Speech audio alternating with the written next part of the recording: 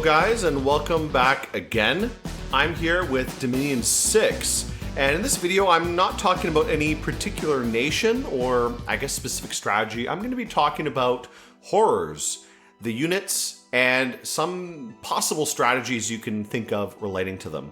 Now, this is not going to be too long of a video because there's not that much to say about horrors, but I think they're a very interesting kind of class of units and something that I think a lot of people tend not to use that much. I mean, some people, especially if they're playing Abyssia like I was here, they probably will be using them a lot because Abyssia is the one nation that can really make use of them a lot. You can see in this game I did not do very well with them, however. I think this Abyssia game is probably one of the worst I've played recently. I've lost every province, including my capital, to Jotunheim at the moment. I got in a stupid war with Jotunheim. I tried to focus so much on researching horrors, researching blood magic, that I forgot to do anything else. And I lost almost everything. I am getting good, like, blood hunting in this one province that I have, but pretty much this game is about over. And we can see a little bit here as well. We actually had a few horror attacks. Let's see here. I think they were both failures. Yeah, let's see this one. This is pretty much a failure. So here's a few just lesser horrors attacking. I think they get killed pretty quickly. Unfortunate too, these guys can't even take a little bit of PD. Oh well, too bad. And there's another one as well. Some belly maw horrors. These guys kill a little bit more, but still not enough to actually take out this province. Now, these lesser horrors, they can be good against province defense sometimes. However, they tend to get killed quite easily, so you do have to be careful. Like, these guys end up getting killed. Yeah, you can see this priest is able to wipe them out pretty quickly, and then they die. So, unfortunate there. But yeah, this game was definitely not very good, and I think I leaned into the horrors too much. I really tried to turn horrors into a big thing. It didn't end up really working that well. But before we talk more about this, this game's kind of a wash. We'll take a look at a different game a little bit later, but let's talk a little bit about horrors, the lore and the units themselves. Okay, so what exactly are horrors? If you've ever played Dominions, you've probably encountered them a little bit at some point.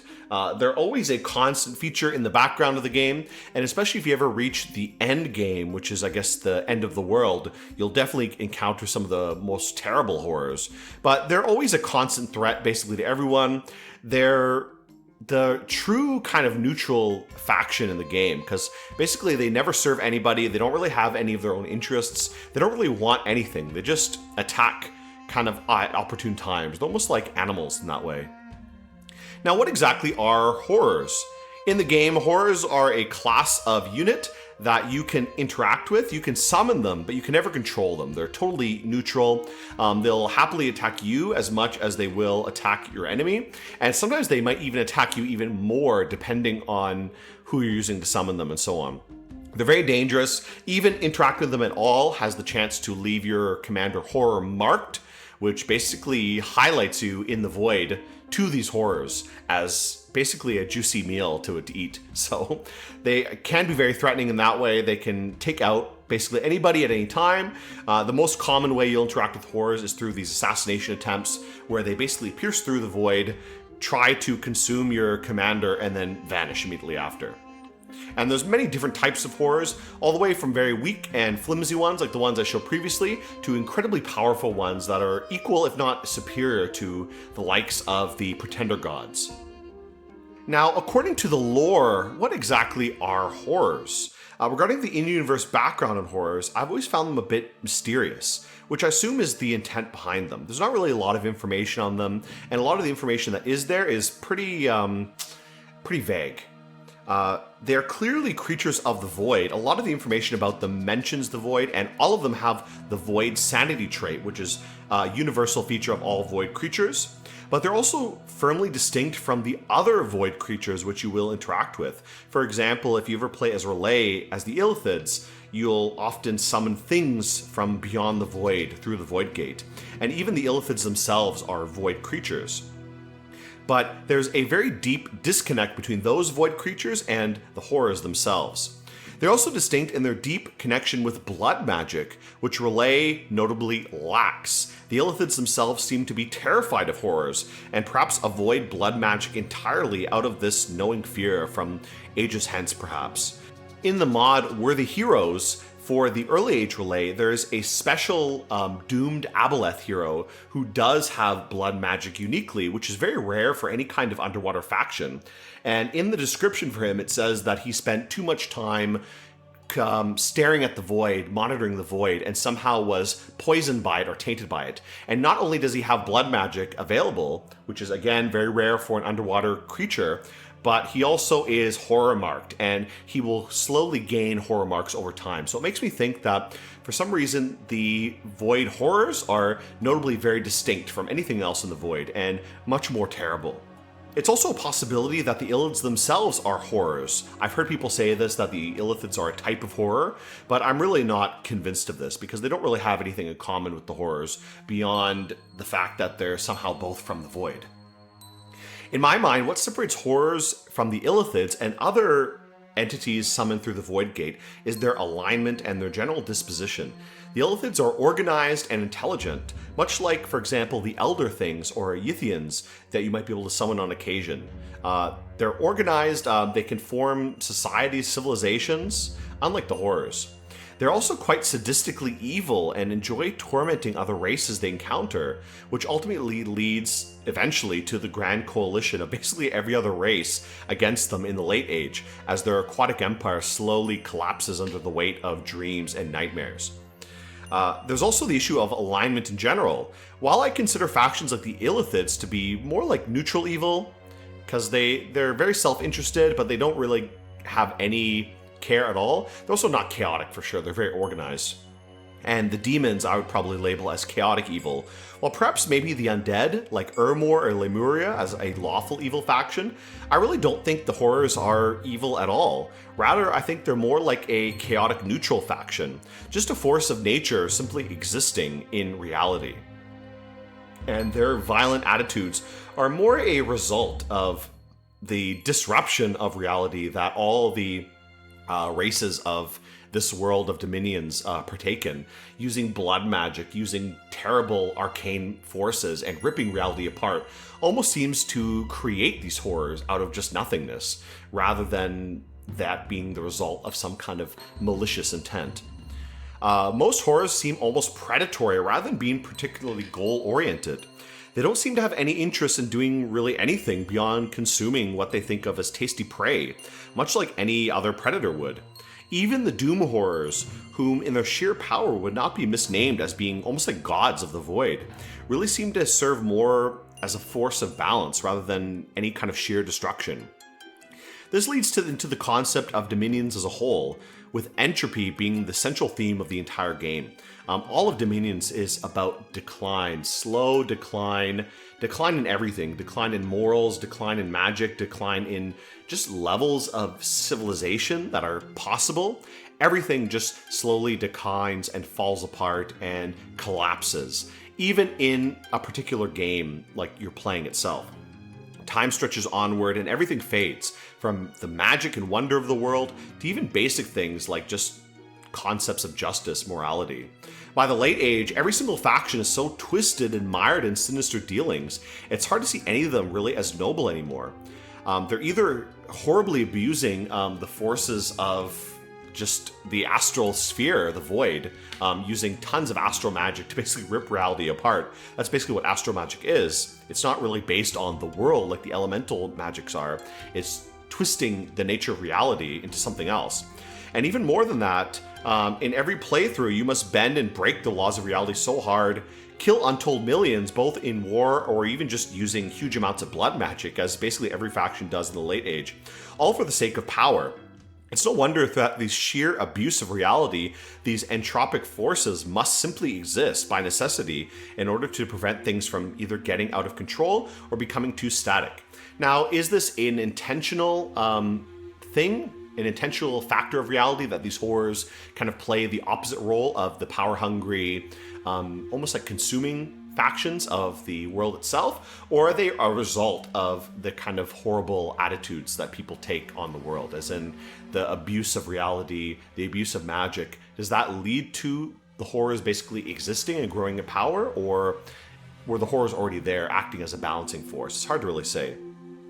This idea is further backed up by the in-game text when you start and finish a game, how the previous god brought order and unity to the world, to this dissolute, chaotic place that was the world before, only for unknown reasons to be drawn off into the void, leaving the process of entropy to begin again.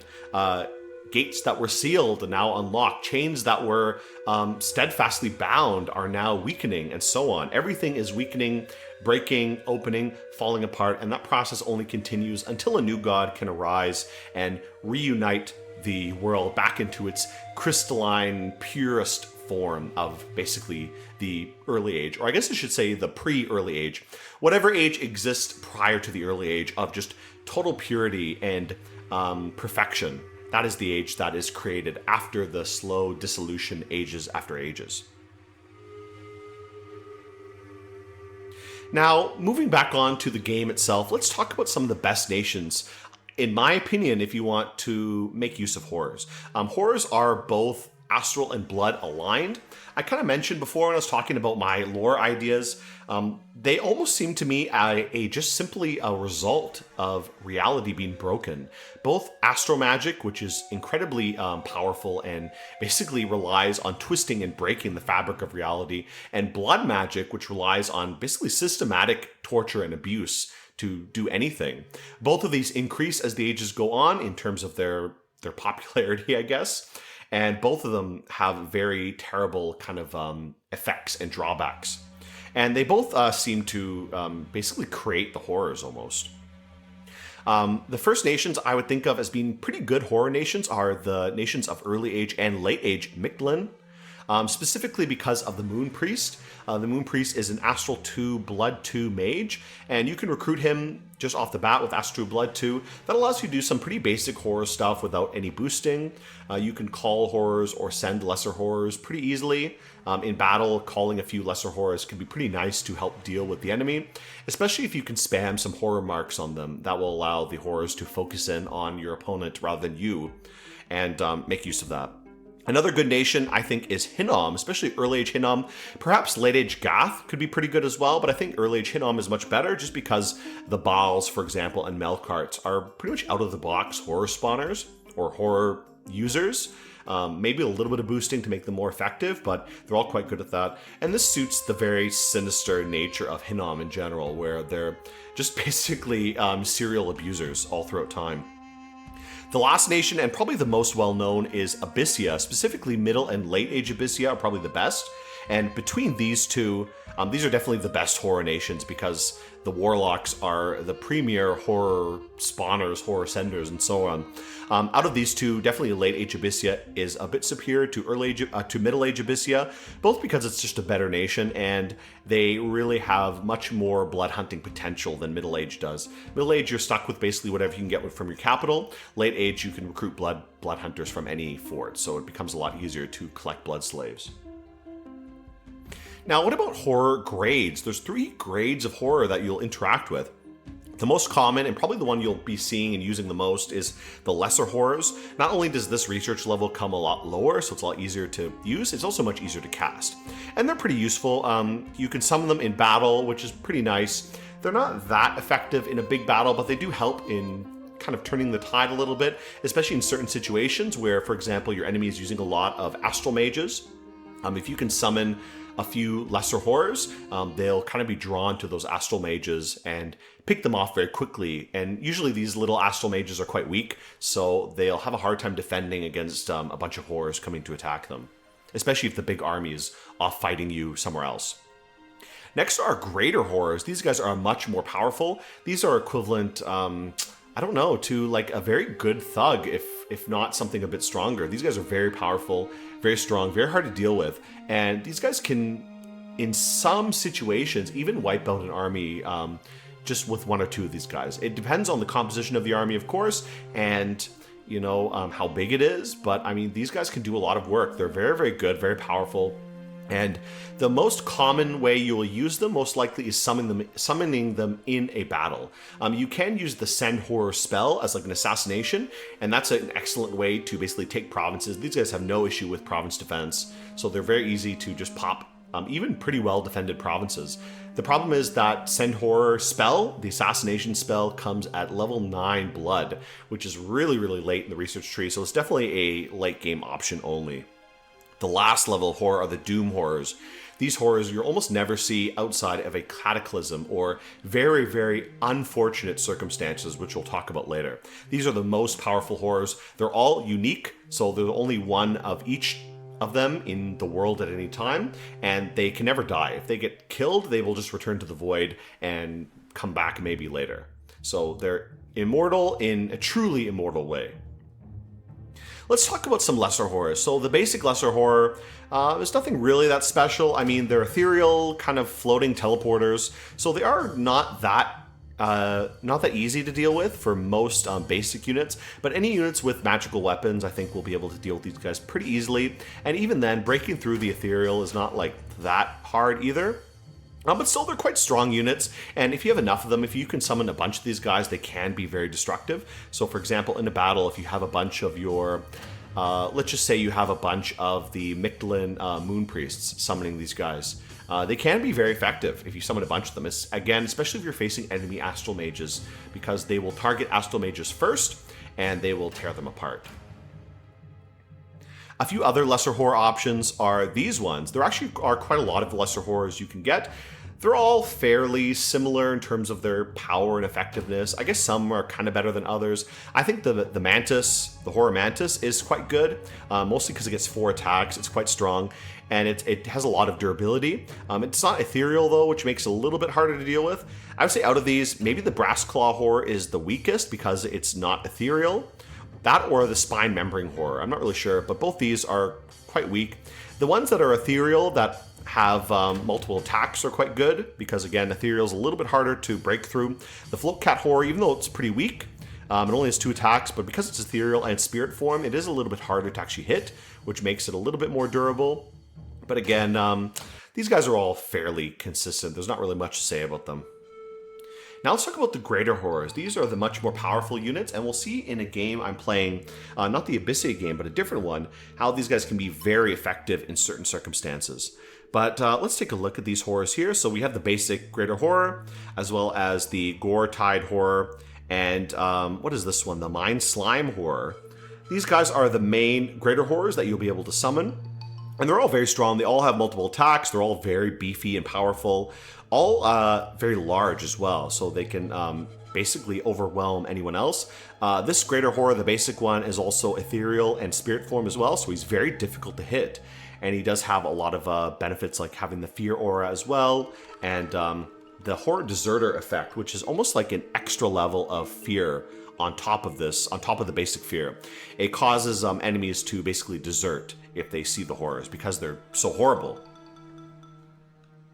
Not much to say about the other ones. The Gore Tide Horror is just another big size 9, almost like a water elemental.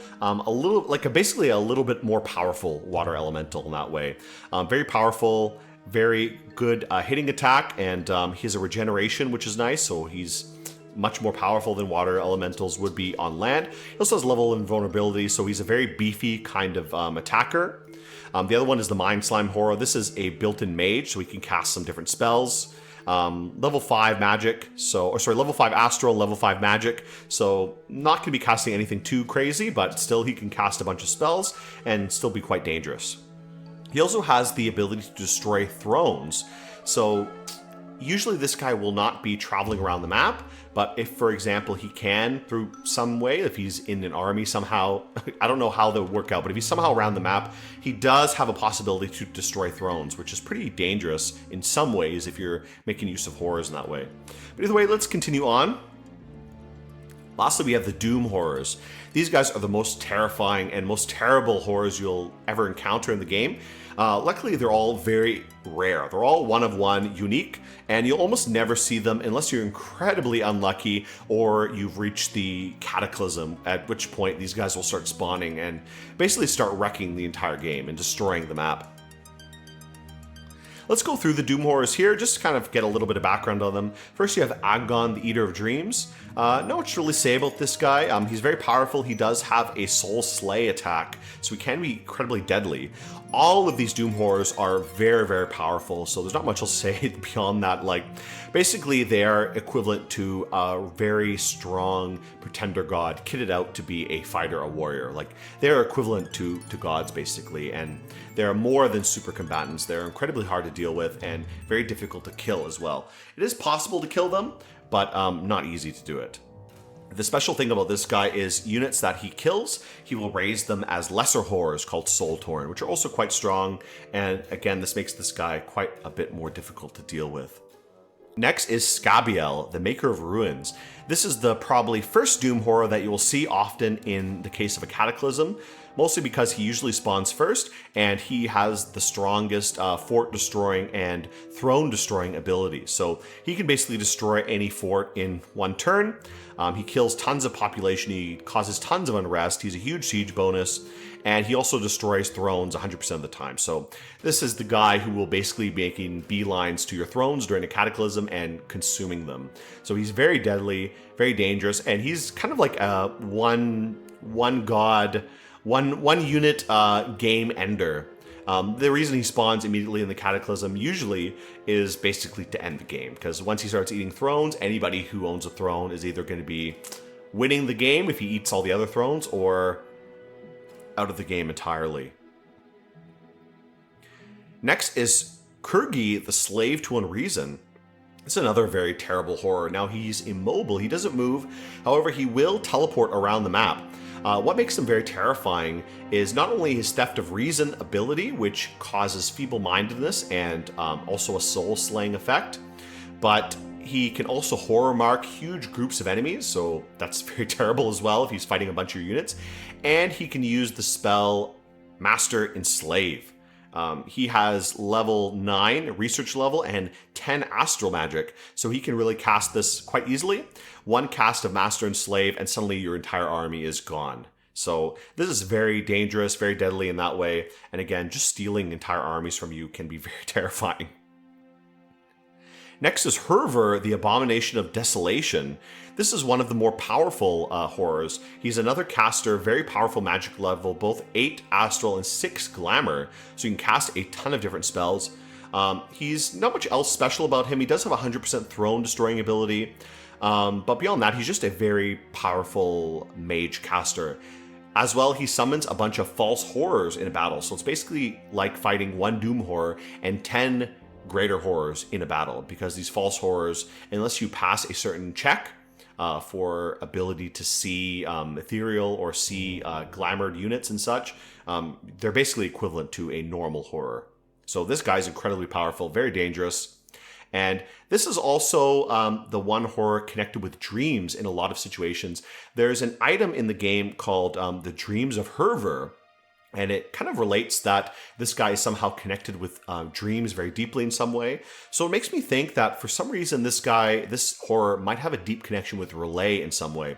He also has the same unique paths of Relay, at least I should say Middle and Late Age Relay, that being Astral and Glamour, though he doesn't have any Death, which is the other kind of archetypal path of Relay. But I think Death is more related to the fact that their whole society is like almost like a death cult, rather than what's innate for their being.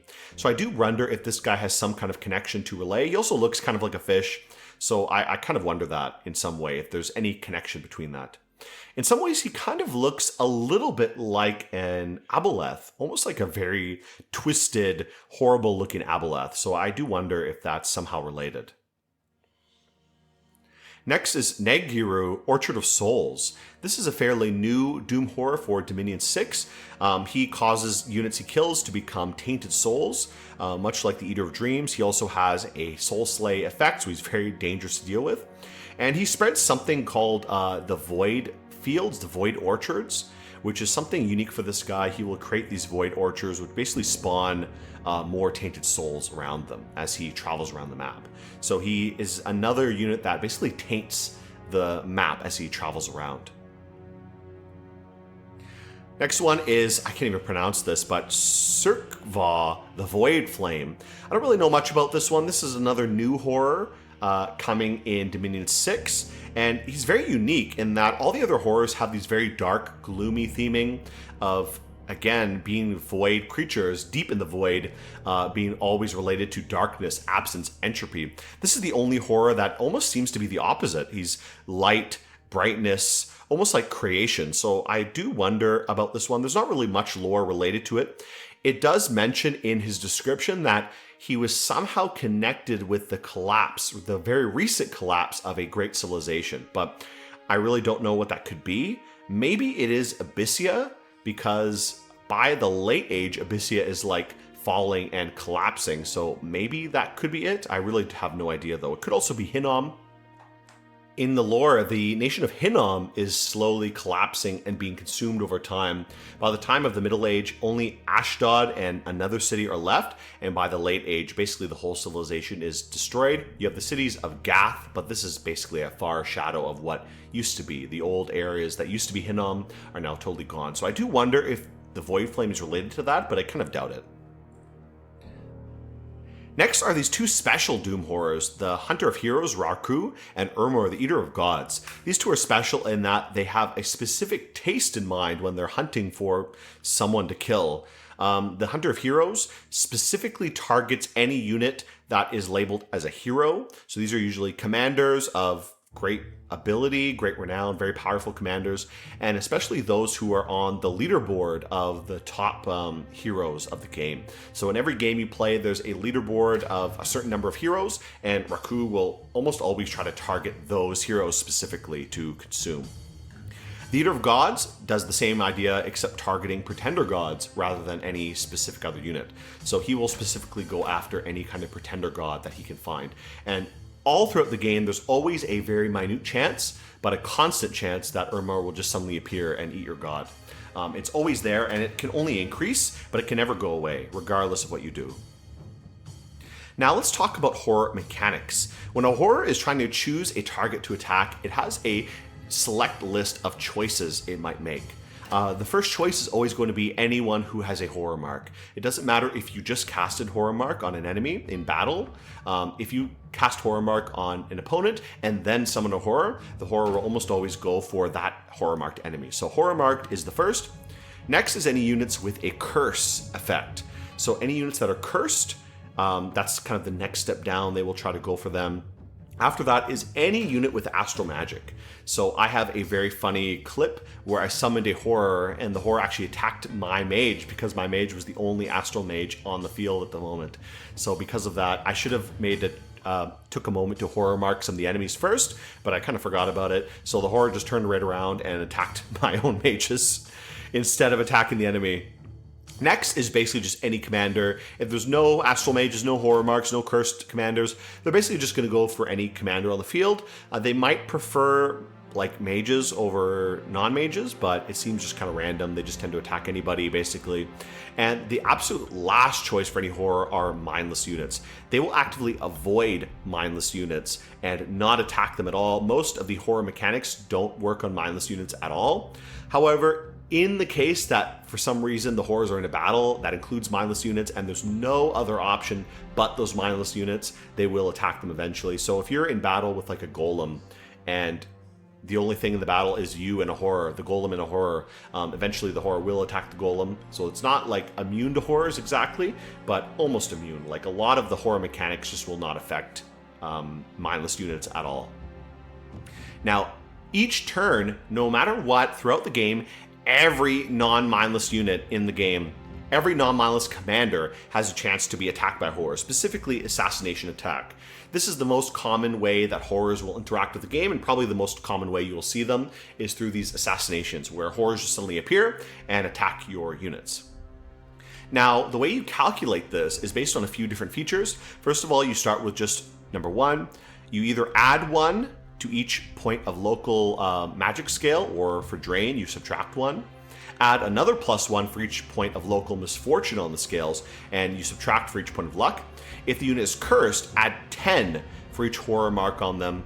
Otherwise, add 5 for each horror mark on them. And this stacks, so each horror mark will stack further and further up to 100 horror marks maximum, and then multiply this by the global horror level. Now, what is global horror level? The baseline is always just 1, so there's always some degree of threat from horrors. It's never 0. 2 turns before the Cataclysm begins, it'll be 5.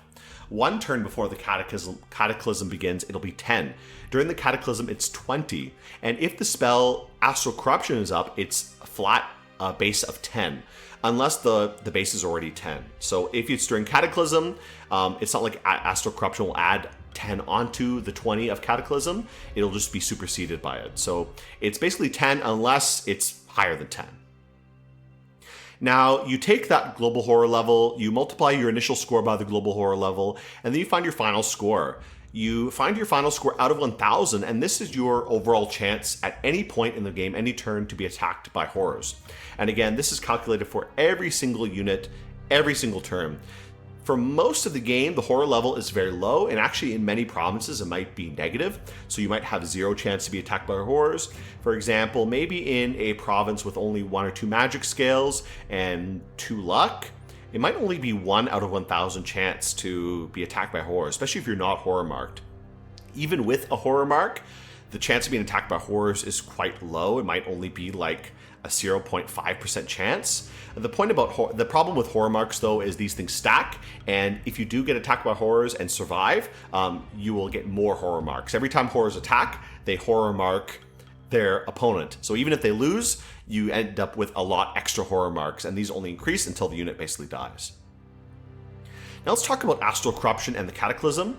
The way Astral Corruption works and the Cataclysm works is it has a special feature beyond the fact that it raises the global horror level, which means that you might randomly get assassinated by horrors. It also means that anytime any mage anywhere uses gems outside of battle, they have a chance of attracting a horror attack. So that means anytime you do a ritual outside of battle using gems, you have a chance to invite a horror. I believe only blood magic will not attract horrors, but I'm not sure. I think during Astral Corruption, I don't think blood magic will cause horrors to come, which is a bit ironic. But I think the point of Astral Corruption is basically that you've totally broken and poisoned reality with the evil of blood magic, and it's causing these horrors to go haywire. As I said, horrors are basically like animals. You know, they're almost like the chaos gods or the chaos demons in Warhammer, where they're just like these like entities that are evil, but they're not organized yet enough to really be coherent or anything like that. They're just these features of reality that are disrupted when humans or other kind of mortals are using a lot of magic or doing a lot of crazy things in the world itself. It causes these disruptions, basically creates the horrors. Now, we're going to talk a little bit about math here, but let's talk about the actual mechanics behind horrors, specifically about horror upgrades. Now, every time a horror is called by the game, as in you summon one or one is called to assassinate for just a random assassination, there's always a chance that the horror will actually upgrade to the next level of horror. For example, a lesser horror might by chance upgrade to be a greater horror. And this could happen anytime a lesser horror is called by the game. As I said, for example, I use the spell Call Lesser Horror.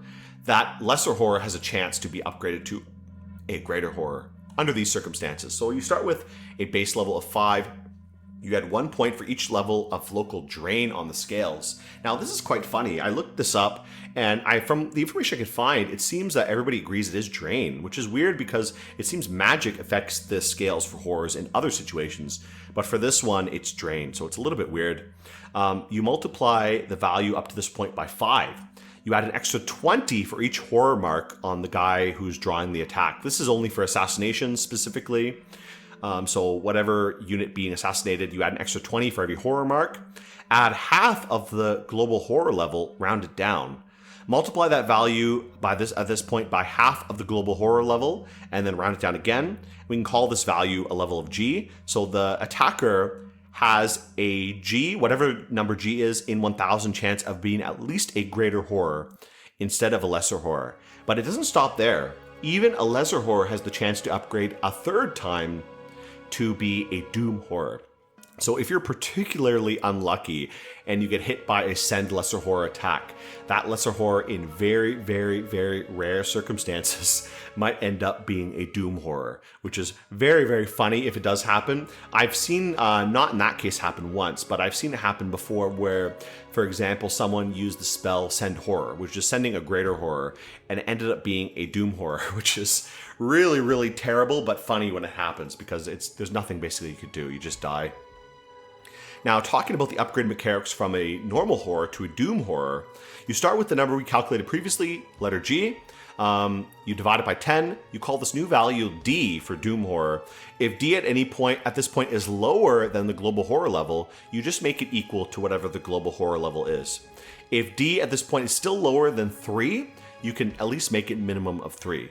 And then the greater horror has whatever D is chance in 1000 to be a doom horror instead. So that's two separate calculations. First, the horror calculates, for example, if it's calling a lesser horror, it'll first calculate if it has a chance to upgrade to a normal horror, a greater horror, and then it'll do a second calculation to see if it should upgrade to be a doom horror.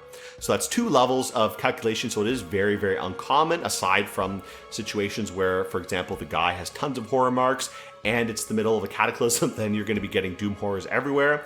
But other than that, very low chances to happen. For a more mathematical setup, I have these formulas here. This basically just shows the general upgrade value from any horror up to the next level and so on. And if you're taking a look at the specifics of a doom horror, again, consider what I mentioned here, where there's 3 values. Either you pick whatever's the highest value, either the global horror level, 3 as a baseline, or whatever value you calculate of G divided by 10. So I'll leave this up here. I'm not going to go through this. You can kind of like do the math yourself, I guess. It's really irrelevant in most cases. The most common one you'll see is sometimes a lesser horror will upgrade to a greater horror. That does happen not an unsubstantial amount of times in a game where someone's calling horrors often. So it is something to consider, especially if you're spamming lesser horror, which is something certain nations will like to do, like Abyssia. So you will see that sometimes. Greater horror, you almost will never see it unless you're in the middle of a cataclysm. Now let's talk about some more mechanics relating to horror, specifically horror marks. Horror marks are very interesting. The basic way to get horror marks is by casting the spell Horror Mark, which is like a level 1 thaumaturgy spell. Level 2 Astral, really, really easy for basically most Astral mages to cast. I think this used to be Astral 1 in previous games. I can't remember exactly, but it used to be that every Astral mage could just spam Horror Mark all the time and rack up Horror Marks on enemies, which is really, really annoying. So I guess they raised up to level 2 Astral, make it a little bit harder to cast, but still, I think it's pretty underrated as a spell. Basically being Horror Marked is a inevitable death. It's not instant. You don't know when it will happen, but it's guaranteed death, and it guarantees that this unit will never ever be able to really persist in the world. It doesn't matter if it's a god or immortal, because horror marks, not only do they stack, and they never get removed. They are never removed. They will decay 10% per turn while the unit is dead. For example, a god or an immortal unit, the longer it stays dead, the more the horror mark will decay, but it can never ever go away. It can never drop below 1. And they can stack all the way up to 100. So if you get 100 horror marks, that's pretty nasty. And one thing, as I mentioned before, every time a horror attacks you, they will give you more horror marks. So every time you get attacked by horrors and survive, you end up with more horror marks.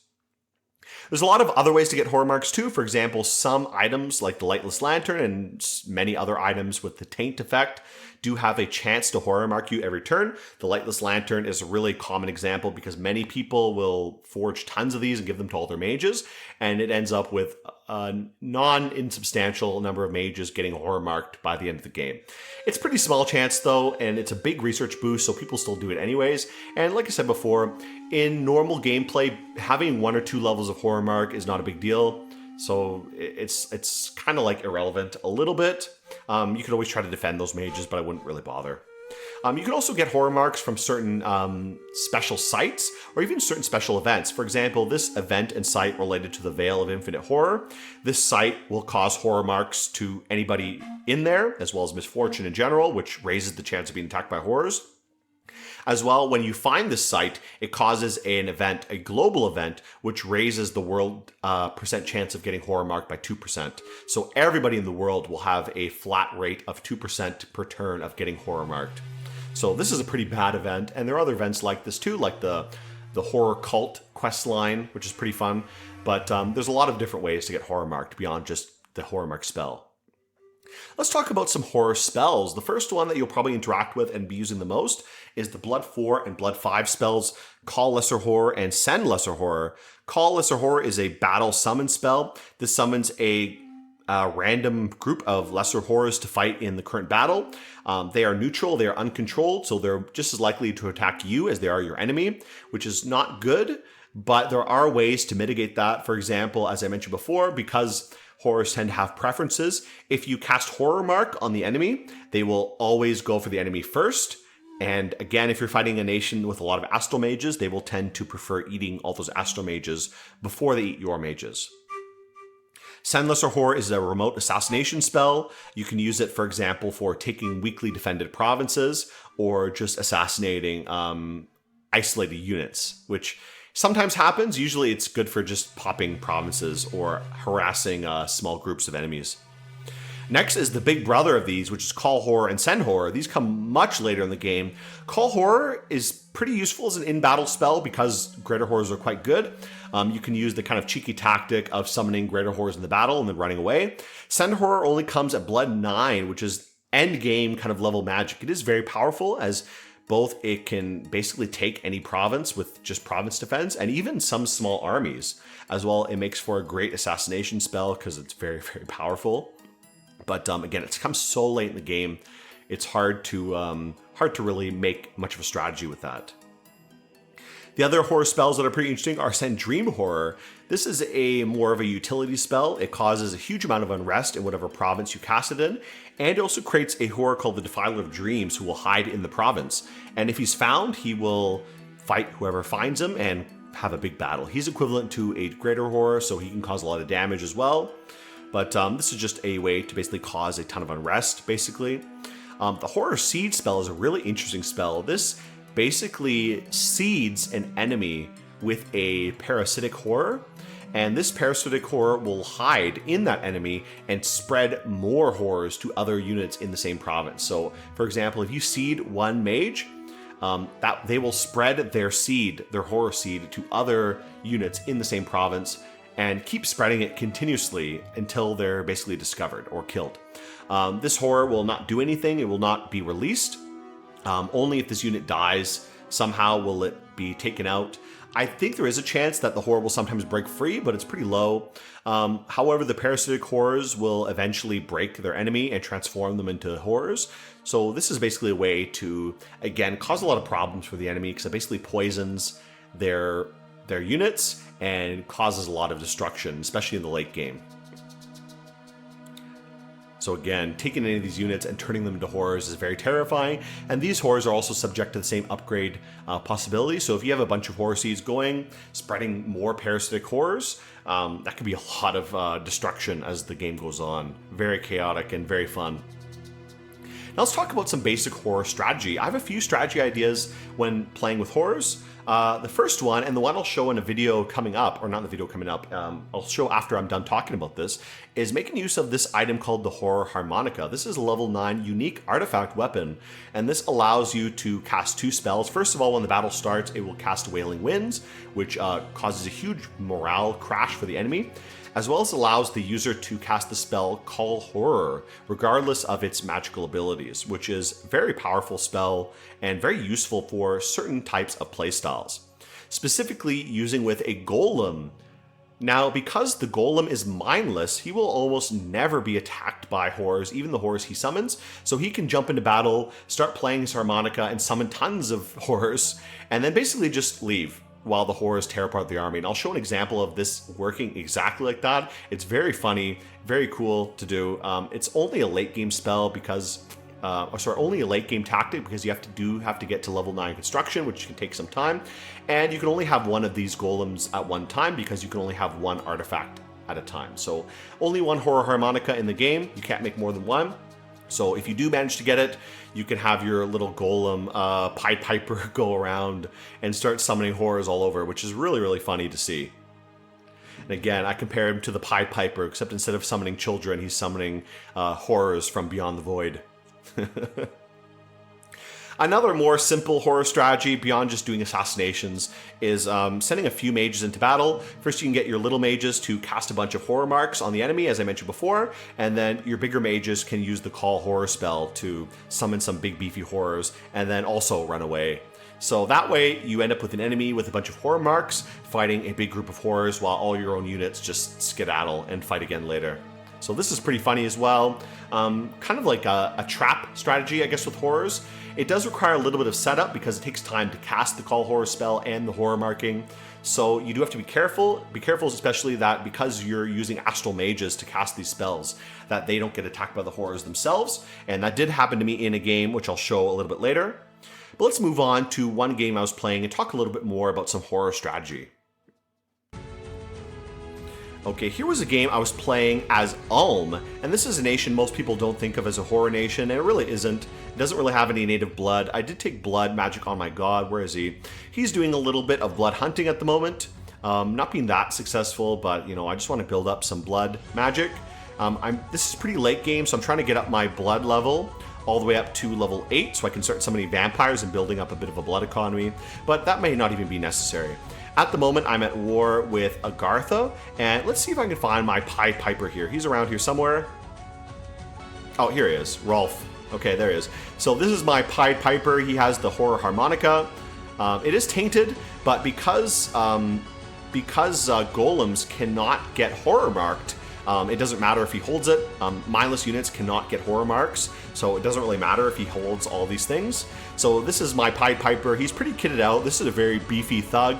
He's got 2 swords, a firebrand, and a frostband. He's got the Mirror of Long Lost Battles, which summons units in battle. He's got the Iron Face Helm to give him iron skin. He's got the Symphian Wings to give him fear, trample, and flying ability. He's got the Boots of Grasping Earth to give everybody around him Earth Grip. And he's got an extra arm just so he can have 2 weapons. He's also got some Blood Slaves because even though the Horror Harmonica will summon horrors, you still need to use Blood Slaves to cast the Call Horror spell, and also some gems. The setup I gave for him is basically he will go into battle, he will call a few horrors, and then he will use the spell Returning to teleport back to Ulm here. So I used him in a battle just recently. Let's actually take a look at that battle.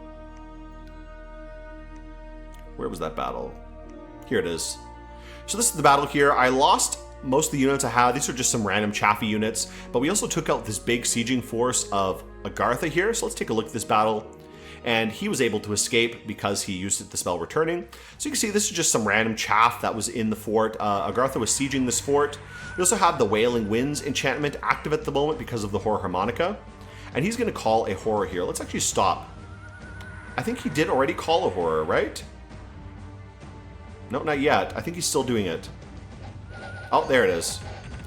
Okay, so here is a horror he called. They just appear randomly on the map. The Gore-Tide Horror. He's going to keep calling more of them as well. Let's see if we can see another one pop up. Oh, there's another one. So here's another Greater Horror, just a generic one. Again, appearing up and just tearing up all these enemies. And I think he will cast one more. I'm not sure where the other one is. Let me keep an eye out for the third one. He already cast Returning, so he's already gone. Okay, this horror is already attacking these Blood Slaves. Unfortunate. Yeah, he's attacking the Blood Slaves that are left behind. Unfortunately, if you bring Blood Slaves with you and teleport away, they cannot come with you. I think he called 3 horrors, but I don't know where the third one is. I don't see it anywhere. Maybe he was not able to get that spell off, because I don't see it at the moment. Well, either way, let's continue the match here. Let's see this battle. Yeah, I don't know where that third horror went. I guess it didn't spawn. Maybe I was mistaken. This Gore-Tide horror is doing pretty well, and I don't see any others. Yeah, I don't know. I thought he called 3 horrors, but I guess he only called 2 and then returned. So I'm not really sure. Maybe one of them was killed. I don't know. Oh, here's one back here. I don't know if it's the same one. This one horror keeps teleporting around the map, so it's hard to really follow what it's doing. But he's basically going to clear this all up. Even if he gets killed, he scares a lot of them away as well. He has the Horror Deserter ability, and as well as Fear, which cause a lot of these guys to run. And this Gore-Tide Horror as well is also clearing a bunch of them up. So the two of them basically wipe out this whole army, force them all to retreat, and eventually die on the retreat. This Gore-Tide Horror does have a Poison Cloud and Slime effect as well, which is pretty deadly for anybody around him.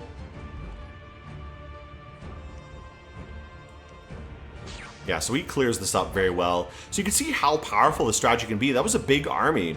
Now, they didn't really have that many units to deal with this, but they did have a few mages, and there's not really much they can do. I mean, even if they won that battle, it would still do a lot of damage to these units, because these horrors did kill a lot. They forced a lot to desert as well. So that army would have been decimated, and I didn't lose anything valuable. I just lost some random chaff units that don't matter, and my golem made it out safe and sound. Now, in a minute, we're going to try having him do some other things. Where is he now? I'm having him go where? He's going to go fight this battle next. So let's actually end the turn and see how that battle goes.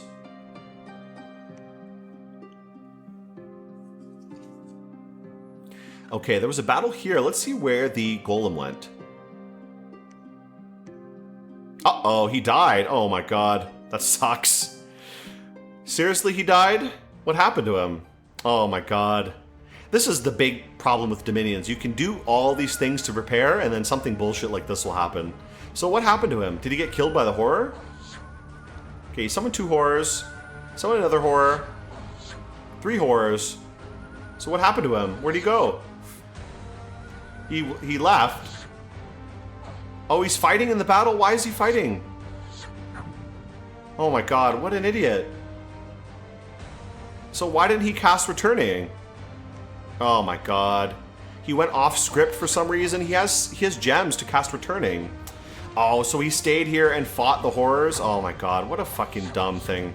Look at this. Why? Why did he do that? Why would he stay here to fight the horrors? Oh my god, he's supposed to cast Returning. So I don't know what the heck happened. He's supposed to cast Returning, and he didn't for some reason. So he basically just gets killed by his own horrors. God, what a pain in the ass. There he goes. Fucking kidding me with that. Why did he not cast Returning? Oh my god. Jesus Christ. There we go. Okay, I have another golem here that I made, but like, for real, that's so bullshit, to be honest. For real, like, why didn't he cast Returning?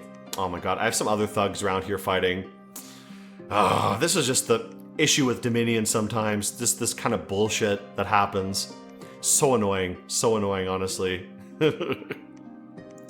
Really, really exhausting sometimes when shit like this happens. Oh well, you know, whatever. There goes my whole like setup for this game. I was trying to see, show him off, and then he made it one battle, and then he fucking killed himself like an idiot. Getting a little bit of blood slaves, but really not that much. Unfortunate, guys. Unfortunate. I have another golem here. Do I have any things made for him? I do have some stuff made. Let's give him all these things. Oh, man, I'm so upset. I'm really, really upset by that. We can give him a huge kit, though. This is a great kit. He has a Firebrand, Shadowbrand, this kind of shocking shield, the Firebola, the Spirit Helmet, the Symphiline Wings, the Grasping Earth, the Copper Arm, Box of Monsters. So he doesn't have the Harmonica. Can I make a new Harmonica? Man, I'm so upset by that, guys. I'm really upset that he died. Like, oh my god. Can I make another Harmonica, please? Please let me make another one. No, how many gems do I need? 40 and 25. I have enough glamour gems, but I'm really limited on my Astral Pearls. I got pretty good income for everything except Astral Pearls. Maybe I'll have to do a little bit of alchemy. Let's sell some of my other gems that are useful for me. Maybe some air gems. I think 40 I need. Nature gems. I'm not really using nature gems that much. Yeah, 40. Let's get him to make another harmonica, I guess. Can I make another one? Okay, so I'll make another one. Make another harmonica. Kidding me with this. Kidding me with this bullshit, guys. Come on. Maybe we'll get this guy to keep that. We'll keep the box of monsters here. And we'll give him a harmonica. But Guys, I'm so upset by that. Like, I'm so bothered. Actually, let's give him the box of monsters. We'll make another golem with another kit, and we'll send him out to be the harmonica guy. But let's send this guy out to go fight something. I'm so upset by this, honestly. Like, this is so upsetting. Let's send this guy out somewhere. Where can we send him? Let's send him north up here. Where can he actually reach? I don't really want him to fight these barbarians because he may get killed. This guy's a little bit of a lighter thug. These armies are just doing whatever, basically. I'm kind of like a little bit hands-off mode at the moment because it's super late game, just crushing everybody.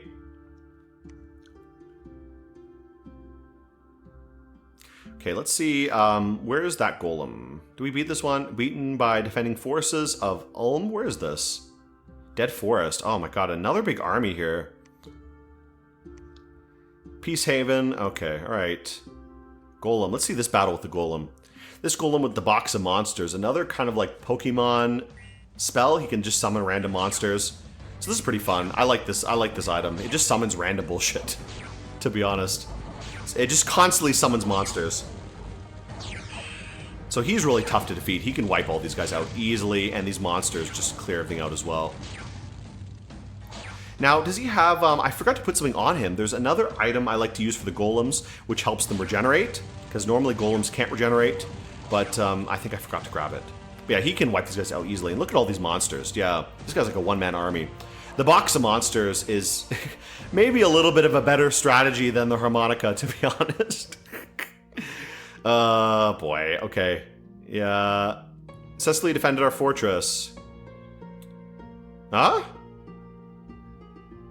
So they attacked this fortress and we beat them with just like the province defense. Wow, so what the fuck is this big army here? Damn. Let's go see. So there's a huge army on Dead Fortress that got wiped out. Let's send this army here to wipe this out. And try to clear out the Agarthans a little bit here. Yeah, let's get this guy to attack the Throne province. Oh, he can't even move there. Can he move? Oh my god, he can't move anywhere, for real. Okay, we'll get him to attack the Throne province, maybe. Ah, boy, big army coming up here. We gotta send someone to deal with it. Where's that golem? Can he fly down here? Oh, he can. He can move to there. Can he move there? No. He can move to Saboria. So let's move him there to intercept this group if they move north. And we'll keep these armies moving up as well.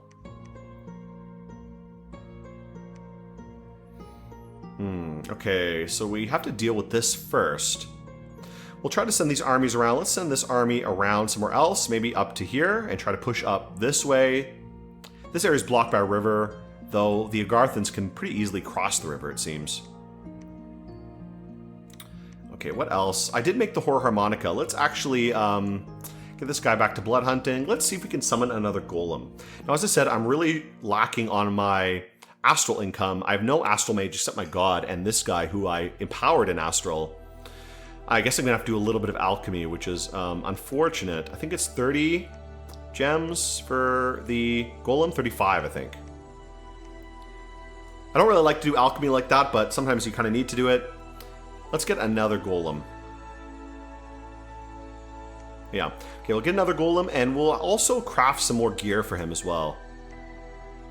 Let's get him another weapon, 2 weapons again, maybe a Shadow Brand and a Firebrand again. I think that's pretty good. I think I need Fire 2 to make the Firebrand, right? So let's get this guy make one. Let's make a Firebrand. I wonder if we should get a Frost Brand because the Agarthans are pretty weak to cold magic. So maybe that would be better? I don't know. Maybe let's do that. Let's do that. Maybe let's get this guy to make something else. What else can this guy make? It's useful. Get some elemental armor. That could be useful. I don't know if that's any point to that. We can get him some really crazy armor. Earth Magic level 4 to get that. So do we have any level 4 Earth Mages? I think I do somewhere. Perhaps I don't. So let's maybe make some Earth Boots. We can have another Earth Mage. Actually, let's make the Boots of Grasping Earth. Those ones are great boots options for him. I do like the flying armor because that is very useful. Let's get one of these guys to make that flying armor. I mean, these high-level armors are pretty good. Let's just make the flying wing armor. I think it's pretty good because I do like the fear effect as well that it offers. Let's make that. What else do we need for him? Some trinkets. I already got the copper arm, correct? I need someone to make a copper arm. Let's also make something else. We already have the horror harmonica and copper arm. That's going to be all the trinkets we need. Yeah, let's get someone else who can make copper arm. Let's get this guy to make it. Good, so that way he can hold... Oh, don't have enough gems. 15. Oh, I'm a little bit short. I gotta alchemize again. Oh boy. Okay, let's alchemize a few of these. Okay. Geez, running out in gems now. Making a lot of these golems and having them fucking die. I've lost 2 golems so far. And it's not easy to make them because I have to alchemize just to get enough astral pearls. Otherwise, I have to wait forever to make anything. Okay, so that's 2 weapons. I need a shield. So let's make a shield for him. Let's also make the spirit helmet. I like this one because it sends the shocks to everybody around. Let's see what else we can make. So we have a helmet for him. We need some kind of shield. Let's get someone to make a shield that can actually be useful. The Mirror of Long Lost Battles is a pretty good shield. Let's actually make that. And who else can make something? What else am I missing? I think I have every piece of kit. I would like some kind of ranged weapon. Now, I wonder what would be good. I have this one, Causes Curse. I don't know if that's really useful. The fire bolas are actually a good option, so maybe I'll actually get someone to make that. Vine bow. Let's actually get the bolas. I kind of like those. These are a pretty nice ranged option for him to have. So I think that's the full kit. And then, of course, the horror harmonica is already made, so let's wait till next turn. We'll get these guys to fly around, get these armies to keep moving around. Oh, we have a lot of units here. Let's get these guys moving out. I keep forgetting to load up these troops to go do something. I'm not really bothering with the setup for these guys because, I don't know, it doesn't matter too much. These are just generic units. Cast specific spell. I don't even know what this guy can cast. Let's get him to do earth power, and then let's just get him to summon some earth elementals. That's pretty good. We'll give him some gems. Do we even have any gems left? Oh, I don't. Whatever, he can do a few things, then he can just do whatever after that. Doesn't really matter. Yeah, let's just get him to cast spells after. It doesn't really matter what he does. There, you can stand on the side and send that out. Alright, that's fine. Yeah, just sending out these generic little armies to go support these forces moving out. Agartha's been a pain in the ass. This is super late game, so things are getting pretty heated at this point. There we go. Otherwise, not much else. Looks like Satis is gearing up for war. Huge, huge army over here. Oh my god. Gigantic army. It looks like they're crushing Ermor at the moment. Or, this is Ermor. So it looks like they're crushing Ermor at the moment. So maybe they'll go after me later once I'm finished with Agartha. Agartha's still quite big. So he's going to take a while to break. There's really only a few forts left. I think Agartha has most of them. I have 2 thrones. There's 2 thrones here. What I might try to do is get maybe my god to go capture them. He can teleport there. I can use my god and the golem to go capture these thrones. Okay, hopefully this golem didn't die again. Okay, these guys died. Earth Reader. Okay, the golem didn't even get into battle yet. Oh boy, this army here is taking a lot of damage. Let's actually wait here for a moment and try to move these forces in so we can have a huge battle against this big army here. And where's that golem? Yeah, let's go take these guys out. These guys are a pain in my ass, giving me bullshit like this. And this guy, let's actually get this guy to attack maybe one of these provinces. Let's get him to attack this one, Mountains of Madness. And then if he takes it, we can teleport our god over there and just capture it. Get him to keep blood hunting for now. I mean, doesn't really matter that much. I should probably build a fort on this province as well, just to protect this throne a little bit more. So it doesn't get captured, possibly next turn, by these guys. Uh-oh.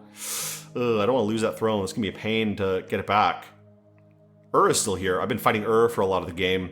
Okay, where's that golem that I just summoned, right? Here he is. Let's kit him out. So give him the arm, give him the horror harmonica, give him the swords, give him the shield, give him the boots, give him the bolas, give him the wings, give him the helmet. I think that's a full kit, right? Yeah, fully kitted out. Let's give him a few pearls so he can do return. Let's give him a few slaves. That's good. And then we'll set up his spell lineup again, but I really don't know why he went off script last time. Like, let's just do 2 call horrors and then get out. Get out of there. Yeah, do returning and leave, please. Okay, we'll get him to, if he fails, he can just cast spells, or let's do none, I guess, that's fine. And conservative gem usage, please. Okay, so call horror, returning. That's good. So let's get him to go out and fight somebody. I don't know who to fight. I would like him to actually go soften up. Let's actually get him to go, actually no, I don't want him to go there because he's going to cause some trouble if he does. Let's get him to go to one of these places and take back these forts, and then I'll have him go capture perhaps one of these thrones. That'll be pretty useful for me. Okay, pretty good setup here. Mountains of Madness. Oh, this guy died. For real? Oh, boy. Jeez, I'm such a failure. These thugs suck, to be honest. Like, look at this. Oh, well. Can't take out a big army by themselves. Losers. Jeez, look at these guys. Oh, my God. Terrible, terrible, terrible. This golem, let's see how this battle went. This is my other golem with just the fun setup, not the scary one with horrors. I really like the box of monsters, just fun. Like, it's just cool to summon all this random junk. He just summons totally random units, like non-human or any kind of unit randomly. So it's really funny. What the heck is this? This is a Draco Lion, wow. So he just summons random stuff. Sometimes the monsters will attack you, but usually they're not that difficult to deal with. Okay, Agartha attack Independence in 1. Battle a Mule, some Spine Devils, and sneak an enemy. Alright, that's fine. Okay, alright, that's okay. Ooh, let's go deal with some of these guys. Where did my other little dude go?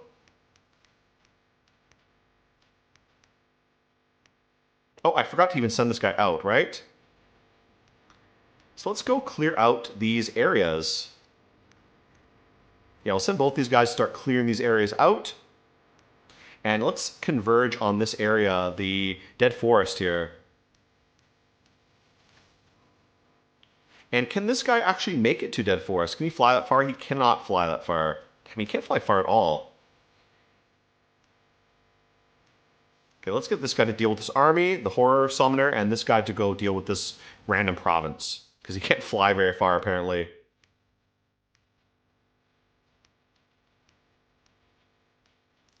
Okay, so big battle coming soon. Another huge battle. Oh, it looks like not much here. Maybe they moved this big army out. Another 50 units there. Maybe I should do some bigger spells, some remote spells. Who can cast some like nice remote spells? I haven't really researched much, to be honest. Just a lot of summons, to be honest. I've mostly been researching construction, so I have max level construction. Siege Golem, we can get a Siege Golem. Let's actually do that, that'll be pretty funny. Send that into the battle to take out some of these forts.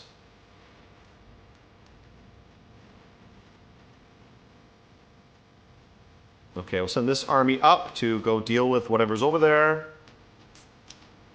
And this guy soon, after he's done blood hunting, we can teleport him over to maybe Mountain to Madness and capture this throne, which will be very useful for us.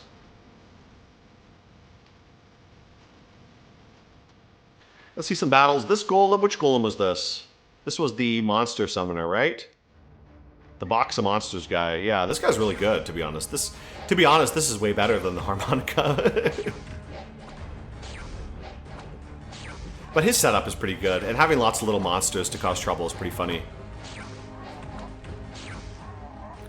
Yeah, we don't need to see much about that. He's just fighting some province defense. Let's see the other battle. Okay, this battle here did nothing. This one? Oh my god, he died again. Did he kill himself to the fucking horrors again? For real, if he did, I'm gonna scream. Like, I'm not gonna be using this anymore if that happened. Summon 2 horrors, and he didn't use returning. So he didn't return. Again, he didn't use fucking returning. Oh my god, dude. Come on, bro. Come on, my guy. So the horrors kill him. Of course. A fucking course they did. Okay. So that ends the whole horror harmonica video because these fucking idiots keep dying. Why doesn't he cast return? Like, he did it one time. One time he cast return, but now he just doesn't anymore? Like, what the fuck's wrong with him? Okay, so there, another fucking waste of gems. For real with this bullshit. Honestly, I'm so sick of this. I'm not making another one of those guys. Like, waste of my fucking time. Let's just go deal with this stupid throne. Let's send all these guys on here to kind of converge. And just clear out these stupid Agarthans here. Pain in my ass, these guys. Wherever the fuck Agartha is, it must be underground. Maybe in this hole we can go down and find Agartha. It must be down here somewhere. Here's also another throne, so we can take that one. There's only 2 thrones left to capture. So we'll see if we can find them anywhere. Never been to Agartha yet, so I don't know if these caverns actually connect. Well, maybe send this army down to go fight down there and get the golem and my god to capture these ones on the surface. Now, is there a profit? There's no profit here with these guys, but I can maybe profitize one of them if I need to. I'm so disappointed with that golem. That golem is such a fucking pain, guys. This golem is so much better. The horror harmonica seems so cool, but these golems, I mean, they really are mindless. They're fucking dumb. Don't know how to do anything. Like, for real. Oh, so disappointing, guys. So disappointing. My god, he's just like blood hunting, not even being an effective blood hunter. Let's make something for him. Let's make a dowsing rod so we can actually blood hunt a little bit better.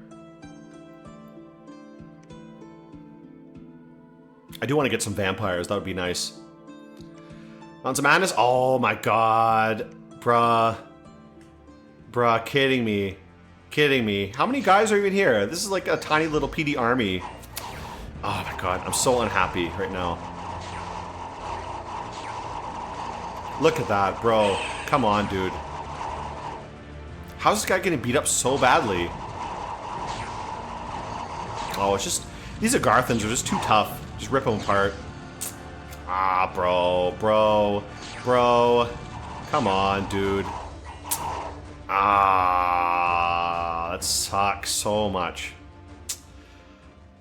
Alright, and they took over Dead Forest again, right? Oh no, they captured Dead Forest from me. Okay, that's what happened. And losing my fucking golems all the time. Like, these guys, come on. They have just swarms of fucking units.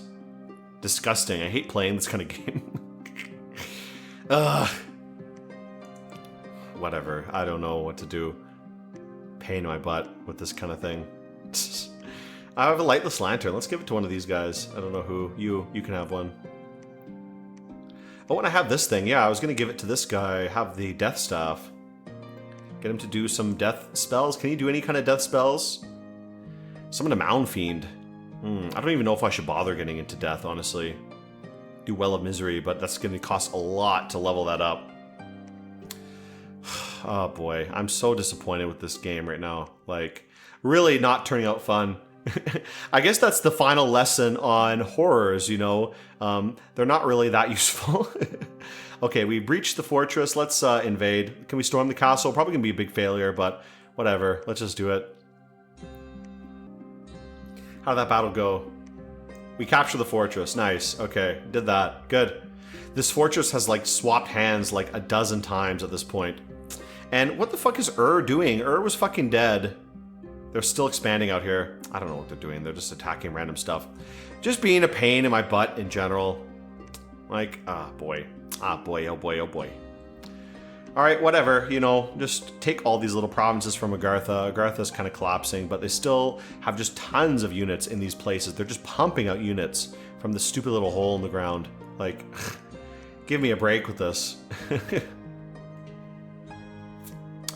Okay, I would like to make another golem, but like, I don't know. I'm so I'm so like lacking in feeling right now for this.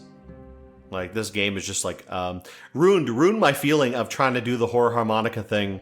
Now I can't get anything, so I'm really not feeling it. I may just end the video here, because that horror harmonica did not work out as I wanted, and I need to make another one and another golem. Oh, so disappointing.